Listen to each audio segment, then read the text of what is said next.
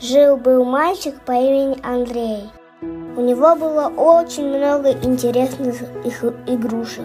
Щенок Бобик, котенок Мурка, робот Техно, кубики Лего, сабля рыба и много другого и разные машинки.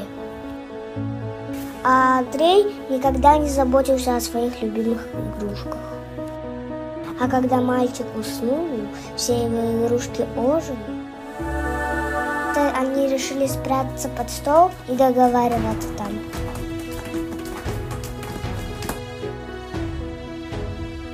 Я очень люблю играть Андреем, но он меня всегда бросает на пол. Он всегда забывает по мои мягкие лапки. Когда он меня кидал, он еще сломал мое ушко, бедное.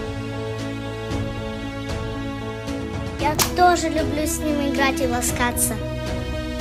Андрей меня иногда дергает за хвостики и бросает меня. Мне очень грустно. Меня создали, чтобы со мной играли. Они кидали, не бросали. Мы хотим, чтобы Андрей был добрый. Мы тоже. Я тоже. Мы тоже!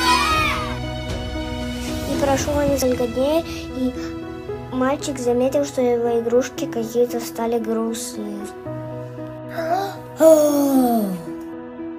Что-то с моими игрушками не так. Игрушки что хотели ночью убирать и по столам говорили.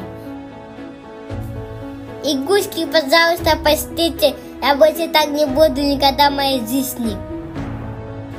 Я теперь буду с вами бесно играть, и робот, прости меня. Мы тебя прощаем!